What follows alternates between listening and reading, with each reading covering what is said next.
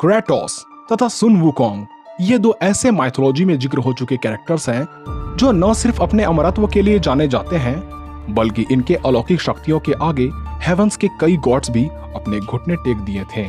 चाहे वो खुद ग्रीक गॉड्स जियूस का क्रेटोस के सामने झुकना हो या चाइनीज पैराडाइज के गॉड्स का सुन वुकोंग के सामने थर थर कांपना हो। इसलिए ये अमर ही नहीं बल्कि सभी अमर जीवों में एक नेक्स्ट लेवल के गॉड्स हैं। पर क्या हो अगर ये दो अलग अलग माइथोलॉजी के कैरेक्टर्स आपस में ही भिड़ जाएं? या कौन जीतेगा अगर ये माइथोलॉजी से न होकर अपने गेम के इनिशियल फेज में हो? आइए जानते हैं आज के इस वीडियो में। लेकिन वीडियो में आगे बढ़ने से पहले वीडियो को जरूर लाइक कर दें। सबसे पहले बात करें क्रेटोस की, तो स्पार्टन योद्धाओं के परिवार में जन्मा ये योद्धा जियूस का सबसे शक्तिशाली संतान है।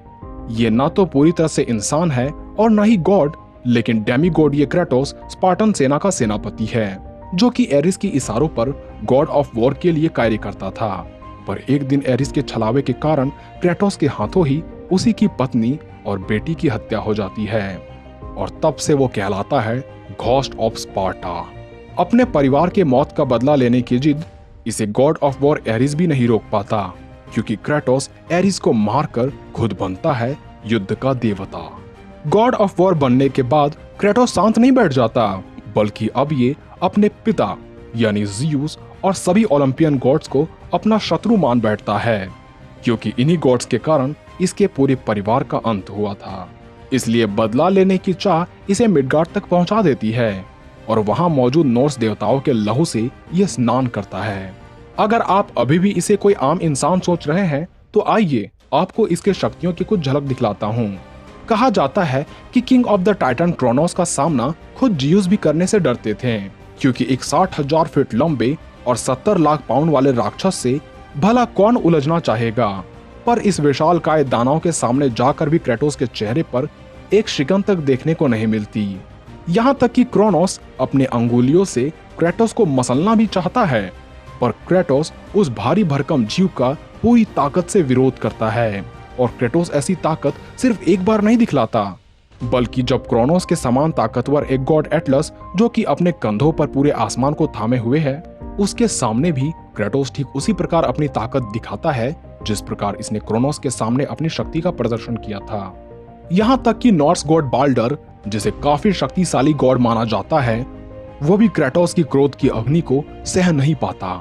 और अगर बाल्डर की ताकत को आप समझना चाहते हैं तो इतना जान लें कि इसने वर्ल्ड सर्पेंट को भी मार गिराया है, लेकिन फिर भी ये क्रेटोस के सामने मौत की भीख भी नहीं मांग पाता। यहाँ तक कि तूफान का देवता थॉर, जिसने वर्ल्ड सर्पेंट को कुछ ही घूंसों में तारे दिखला दिए थे, उसके सामने भी क्रेटोस तूफान बनकर खड़ा हो जाता है और थॉर की बुरी हालत कर देता है।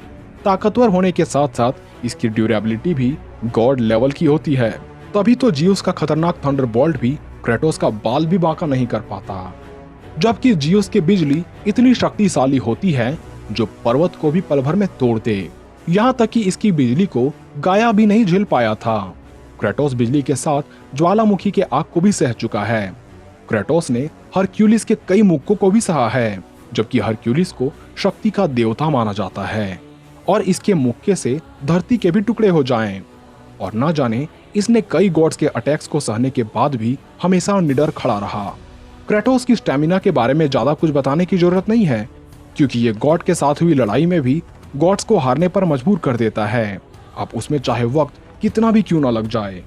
अगर बात करें क्रेटोस की रफ्तार की, तो पहले इसकी रफ्तार सामान्य से इंसान की तरह थी, लेकिन जब ये गॉड ऑफ मैसेंजर हर्मीस को हराया था तब क्रेटोस उसके जूते पहनकर लाइट की स्पीड से भी ट्रेवल कर सकता है।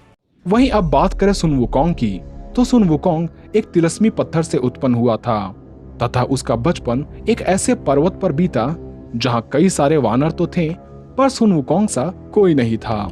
इसलिए एक दिन में जब खेल खेल में यह शर्त लगी कि इस झरने के स्रोत को कोई ढूंढ लेगा तो वो हमारा किंग बन जाएगा, और यहाँ से सुन वुकोंग की मंकी किंग बनने की कहानी शुरू होती है। शुरुआत में तो ये वानरों का ही राजा बनता है, पर जैसे ही इसे पता चलता है कि अमर होने पर ही वो सबसे शक्तिशाली बन सकता है, इसलिए मंकी किंग कई मुश्किलों का सामना करके अपना नाम book of life and death से मिटाकर अमर बन जाता है। और सिर्फ एक तरीके से ये अमर नहीं बनता, बल्कि यह स्वर्ग के फल तथा वाइन ऑफ इमोर्टलिटी का सेवन करके एक कंपाउंड इमोर्टल बीइंग बन जाता है, क्योंकि इसने एक माध्यम से नहीं बल्कि 7 अलग अलग माध्यमों से अमर बन जाता है। पर स्वर्ग में मचाई तबाही की वजह से इसे गौतम बुद्ध द्वारा एक विशाल पर्वत के अंदर कैद कर दिया जाता है ताकि यह स्वर्ग को नष्ट न कर सके। पर बाद में ज़ुआंगज़ैंग द्वारा इसे आजाद कर दिया जाता है। पर कहानी को छोड़ बात करें इसके पावर्स एंड एबिलिटीज की, तो सुन वुकोंग के पास इतनी शारीरिक शक्तियां हैं कि बताते बताते रात बीत जाएगी। पर इसकी कुछ मुख्य शक्तियों की चर्चा करें तो इसके पास है इनफाइनाइट स्ट्रेंथ। माना जाता है कि जब ये अपने युवा अवस्था में थे तब इन्होंने 8 टन भारी रुई जिंगो बैंग छड़ी को बड़े आसानी से उठा लिया था। इन्होंने अपने बल का 1% से भी कम का इस्तेमाल करके कई आर्क डीमंस को काफी आसानी से हरा दिया था, क्योंकि यदि ये अपने 10% ताकत का भी इस्तेमाल कर लेते तो इसके एक वार से ही इस पूरे सृष्टि का अंत हो जाता। और सृष्टि का तात्पर्य ब्रह्मांड से नहीं बल्कि असंख्य ब्रह्मांडों से मिलकर बनी सृष्टि से है। बात करें इसके स्पीड की तो ये इतना फास्ट है कि लाइट की स्पीड भी इसके आगे कछुआ समान है। ये भागते भागते तुरंत कहीं भी टेलीपोर्ट हो जाता है। इसी वजह से इसके ओपोनेंट को इनसे लड़ने का कोई फायदा नहीं होता। पर इसकी रफ्तार बस टेलीपोर्टेशन तक ही सीमित नहीं रहती, क्योंकि ये इतने फास्ट होते हैं कि एक ही पल में ये हर जगह उपस्थित रह सकते हैं। यानी ये ओमनी प्रेजेंट है, इसलिए इस पर आक्रमण चाहे बिजली से भी क्यों ना हो रही हो, इसे फर्क नहीं पड़ता। और ये टाइम में बस ट्रेवल ही नहीं बल्कि इस पूरे समय रेखा को अपने इशारों पर नचा सकते हैं। इसके अलावा इनके पास है एनर्जी मैनिपुलेशन, यानी ये किसी भी प्रकार की ऊर्जा को अपने अनुसार बदल सकते हैं। ये अंतरिक्ष में अपने मन की गति के अनुसार उड़ सकते हैं, अपने आकार को मन अनुसार बढ़ा या घटा सकते हैं, अपने जैसे दिखने वाले कई प्रतिरूपों का निर्माण कर सकते हैं, एस्ट्रल फॉर्म में जाकर यानी अपने फिजिकल शरीर को छोड़कर कहीं भी आ जा सकते हैं। किसी भी प्रकार की जादुई शक्तियां इस पर बेअसर होती है। ये खुद को इनविजिबल बना सकते हैं, कई पोर्टल्स को चुटकियों में बना सकते हैं, आसपास के वातावरण इनके इशारों पर नाचती है, यहाँ तक कि सभी प्रकार के एलिमेंट्स इनके गुलाम हैं। इसके अलावा इसके पास future sight, illusion creation, healing factor और न जाने कई खूबियां हैं। इसलिए इस वुकोंग से क्रेटोस का जीत पाना नामुमकिन है।